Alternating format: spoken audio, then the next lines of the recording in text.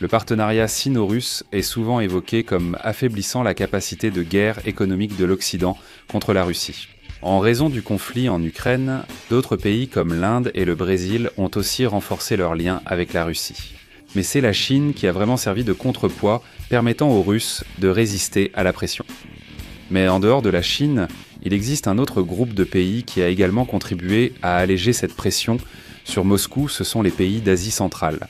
Ici, la relation entre la Chine et la Russie est bien plus complexe que ce que la plupart des gens pensent, parce que c'est une région qui implique à la fois la coopération et la compétition entre Pékin et Moscou. Comprenez que la Chine, la Russie et dans une certaine mesure l'Iran s'alignent en raison de la pression occidentale. Imaginez-vous sur une plage, du sable entre les mains. Ce n'est pas cohérent ni solide, ça coule entre les doigts. Mais si on serre fort, ce sable devient dur. Et il va devenir plus solide, plus stable et plus fixe. C'est essentiellement ce qui se passe dans cette relation entre la Chine et la Russie. La pression occidentale renforce les liens entre Moscou et Pékin. Dans le contexte mondial actuel, cela renforce plus la Chine que la Russie. Et l'Asie centrale est la matérialisation de cette fermeté sino-russe. Dans la vidéo d'aujourd'hui, vous allez comprendre comment cela s'est produit et comment cela fonctionne. Et pourquoi cela peut compliquer les choses. Avant tout, abonnez-vous à la chaîne et partagez cette vidéo avec vos contacts, pour aider la chaîne Géopolitique Mondiale à continuer d'exister. Sans votre soutien, la chaîne Géopolitique Mondiale reste presque inconnue, car elle est en quelque sorte sur liste noire sur YouTube et ignorée. Donc votre soutien est très important. Je suis Daniel Péta, bienvenue sur Géopolitique Mondiale. La prochaine. Pendant la majeure partie des 19e et 20e siècles, la Russie a occupé une position largement avantageuse en Asie centrale, étant défiée par la puissance de la Grande-Bretagne dans ce qu'on a appelé le grand jeu du 19e siècle. J'ai déjà fait une vidéo à ce sujet que je laisserai en commentaire où j'explique ma thèse. Mais en essence, cela repose sur l'idée que ce que nous voyons aujourd'hui est en réalité une sorte de troisième guerre froide, ou de troisième grand jeu. Vous avez probablement déjà entendu ou lu quelqu'un dire que ce conflit, cette tension actuelle entre la Chine et les États-Unis serait la seconde guerre froide, mais en réalité, c'est la troisième. Parce que fondamentalement, nous avons cela du début du 19e siècle jusqu'à aujourd'hui, surtout après la défaite de Napoléon en France. C'était un affrontement entre deux puissances basées sur l'océan Atlantique, les États-Unis et l'Angleterre, contre des forces d'influence centra-asiatique qui tentèrent de créer une puissance unique et centrale dans cette région eurasiatique. D'abord l'Empire russe, puis l'Union soviétique et aujourd'hui la Chine. À deux reprises, ces puissances atlantiques ont réussi à empêcher cela, en utilisant les mêmes stratégies. Forte pression depuis la zone inland. Pour le cas anglais, surtout depuis le sous-continent indien, et pour le cas américain, aux marges de l'Europe occidentale et de l'Asie de l'Est. Le pragmatisme consistait à négocier avec tous les acteurs de ces régions pour faire pression sur cette puissance d'Asie centrale. Dans cette troisième guerre froide, il semble que les forces atlantiques aient perdu ce pragmatisme ou ne soient plus capables de cette interaction multinationale. Ce qui a conduit par conséquent à une incapacité à trouver un ou plusieurs points de pression contre ces forces d'influence eurasiennes. La pierre angulaire de cette ingénierie d'Asie centrale, évidemment, c'est l'Asie centrale elle-même, oubliée et ignorée par beaucoup.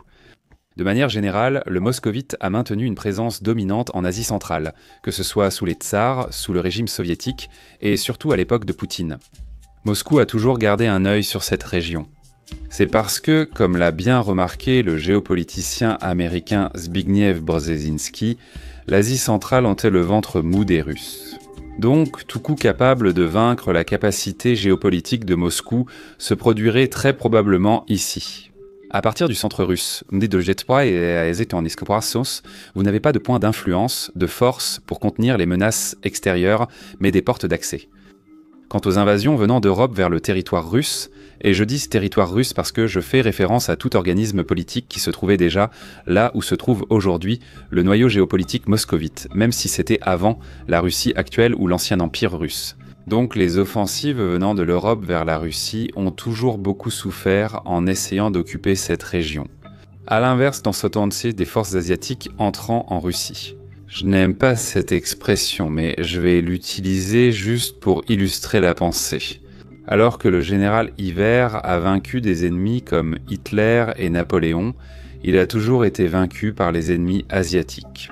Ainsi, l'Asie centrale a toujours dû être le centre d'attention des dirigeants russes. Et si l'idée que la Russie moderne a toujours suivi une logique impériale plutôt que celle d'un État-nation existe, c'est en grande partie à cause de sa réalité physique. Ainsi, l'Asie centrale est perçue par les Russes comme une région ayant toujours appartenu à l'Empire russe ou soviétique, ou ayant été d'une manière ou d'une autre sous leur influence. Et cette perception russe a été facilitée aussi bien par la compréhension des grandes puissances que par celle des petits voisins, à l'exception de l'Empire britannique qui cherchait à protéger sa possession en Inde contre une possible infiltration russe. Le reste du monde a montré peu d'intérêt pour la région. Aujourd'hui, c'est une zone oubliée. Mais comprenez que les plus grandes menaces des principales civilisations du monde sont originées du centre asiatique. Empire romain, perse, chinois, etc. La goutte d'eau qui a conduit à la chute de beaucoup de ces empires a été une force née de cette région. C'est quelque chose qui allait changer lentement et progressivement à mesure que le monde devenait plus maritime à l'époque victorienne, un contexte maintenu et amplifié ensuite par les États-Unis au XXe siècle. Pendant la guerre froide, l'Asie centrale a été l'une des rares régions où les États-Unis n'ont pas tenté de concurrencer l'influence soviétique. Leur soutien à la résistance afghane après 1979, planifié justement par le géopoliticien que je viens de mentionner, Brzezinski, a été une réaction à l'invasion soviétique et non une tentative d'affirmer leur propre présence stratégique. Même après la chute de l'Union soviétique, dans la région. Et tout comme les États-Unis et les Européens, la Chine reconnaît également la domination de la Russie en Asie centrale comme un fait historique et géographique.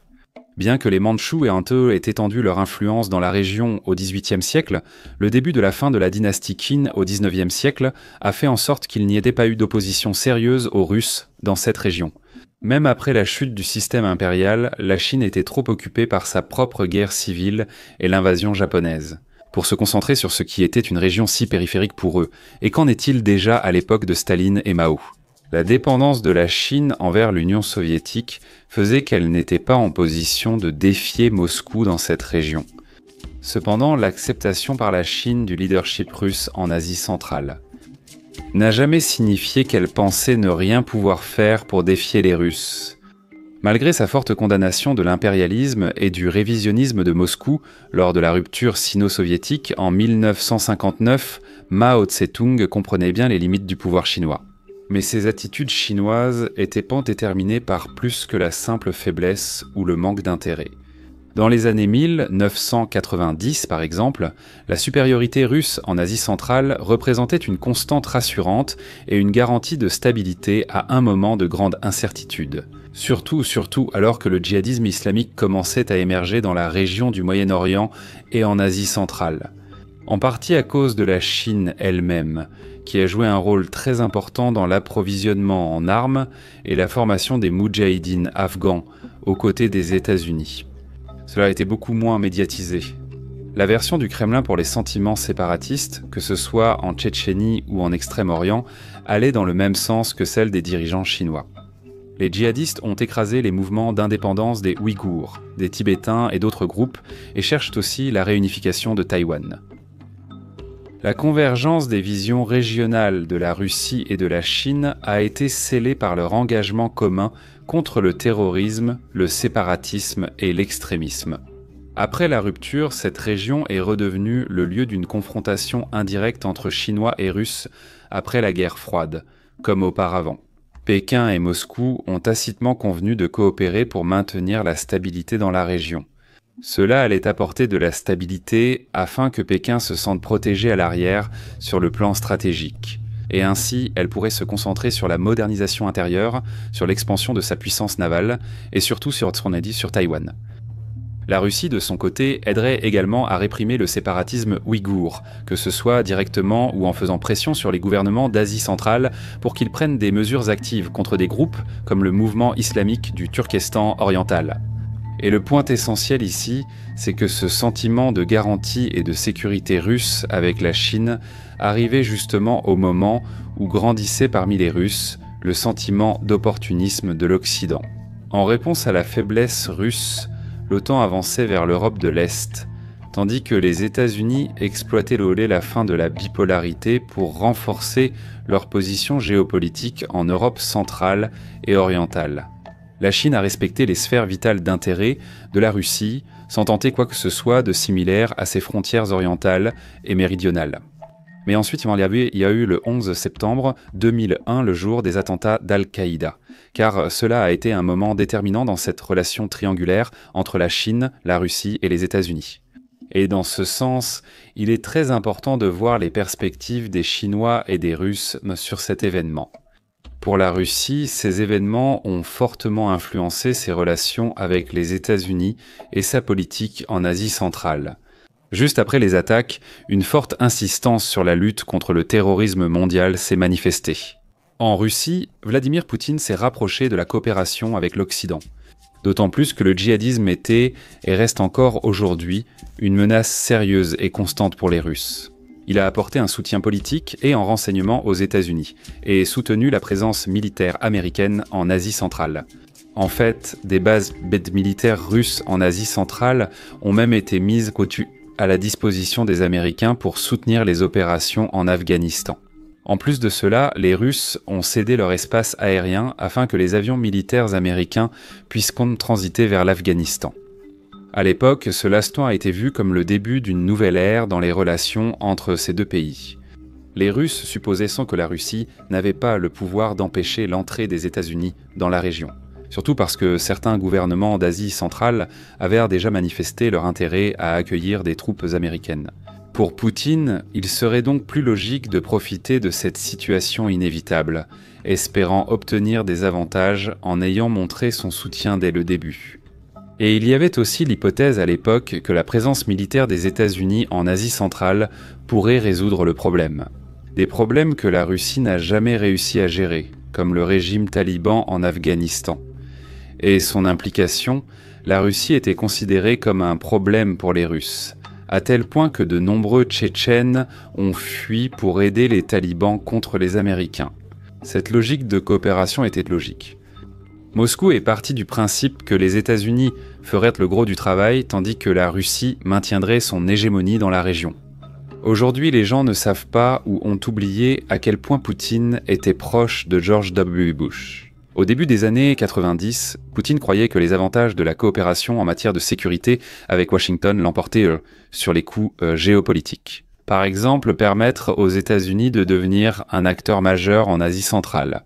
Les relations russo-américaines étaient assez bonnes pour réduire les inquiétudes géopolitiques sur la présence militaire américaine dans la région. Et Moscou pensait que l'Asie centrale resterait une sphère d'influence russe, bien que moins exclusive. Gardez cela à l'esprit pour comprendre pourquoi la géopolitique est si complexe et non à la portée de tous.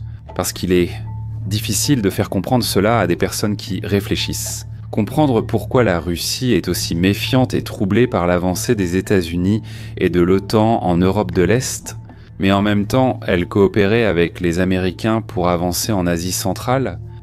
Rien de plus courant en géopolitique que des sentiments et des actions de haie à la...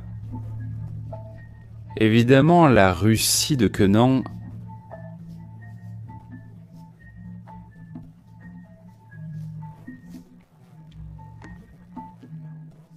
Théa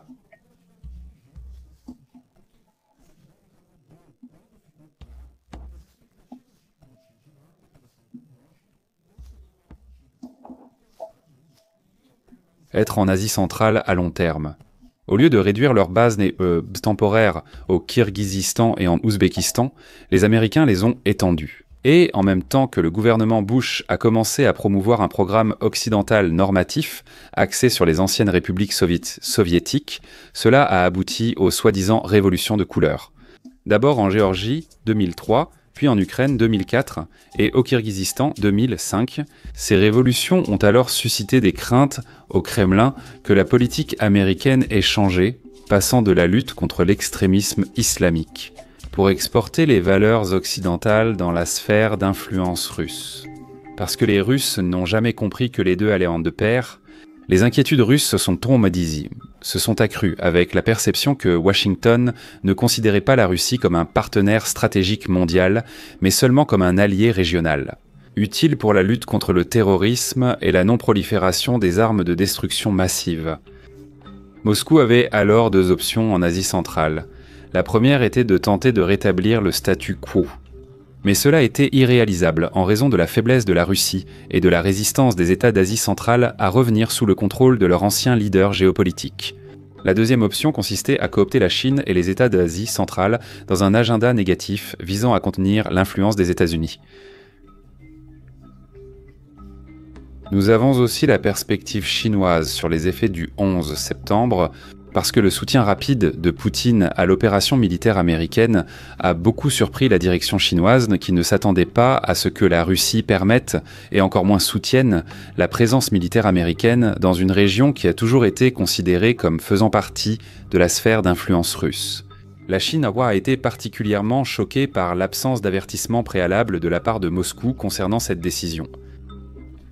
Ce qu'il y avait, c'était un tas de timides signes d'un rapprochement entre la Russie et les États-Unis, comme la rencontre entre Poutine et Bush en juin 2001. Mais le changement radical dans la politique russe, qui s'est mis à se concentrer sur une coopération plus large et plus profonde avec les États-Unis, a pris Pékin par surprise. Au cours de l'année suivante, la Chine a observé une série de situations qui ont confirmé la nouvelle tendance pro-occidentale de la Russie, comme son acceptation passive. Moscou retraite unilatérale des États-Unis du traité sur les missiles antibalistiques en 2001. L'accord sur la réduction des offensives stratégiques en 2002 et la création du Conseil OTAN-Russie la même année. Pour les Chinois, cette position de Poutine après le 11 septembre montrait clairement que, pour la Russie, les relations avec les États-Unis et l'Europe auraient en toujours la priorité sur toute autre relation, y compris avec la Chine. Et souvenez-vous que nous parlons de l'année lointaine de 2001. De nombreux changements allaient en survenir dans les 20 années suivantes. À cette époque, les Chinois se méfiaient encore de la Russie, car ils avaient le sentiment que les Russes ne se souvenaient des Chinois que lorsqu'il y avait une sorte de tension avec les États-Unis. Comme si en quelque sorte Moscou utilisait la carte de la Chine pour montrer qu'elle avait des options et des alliés alternatifs face aux Américains. Cependant, en période de bonnes relations avec l'Occident, le partenariat stratégique avec Pékin finissait par passer au second plan. Cependant, à l'époque, la direction chinoise avait déjà cette méfiance, même avant les attentats. La Russie a rapidement autorisé les troupes américaines en Asie centrale sans consulter Pékin, montrant clairement qu'elle ne soutiendrait pas les intérêts chinois dans la région. À partir de là, la Chine a conclu qu'elle devrait avancer seule son agenda régional. L'accord tacite des années 90 entre la Russie et la Chine sur l'Asie centrale avait pris fin car une Russie tournée vers l'Occident n'était désormais plus digne de confiance. Pékin a constaté qu'après la défaite formelle des talibans, l'influence russe en Asie centrale s'était affaiblie et que les États-Unis étaient devenus une nouvelle puissance importante dans la région.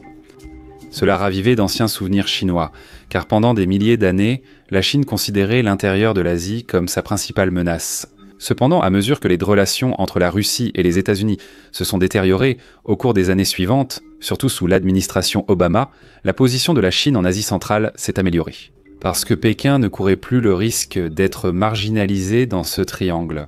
Russie, États-Unis, Chine. Les nouvelles tensions entre Washington et Moscou ont permis à la Chine d'accroître sa présence dans la région de manière discrète, sans susciter d'inquiétudes excessives parmi les deux autres puissances.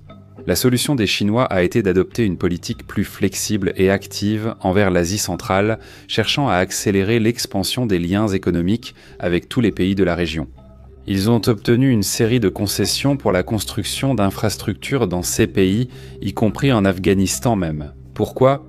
Pour les États-Unis, cela semblait bien, car au lieu de mettre des travailleurs américains en danger pour travailler à la construction d'infrastructures afghanes, ils pouvaient externaliser cela aux Chinois et ainsi se concentrer sur ce qui comptait vraiment pour eux, le combat militaire contre les insurgés afghans.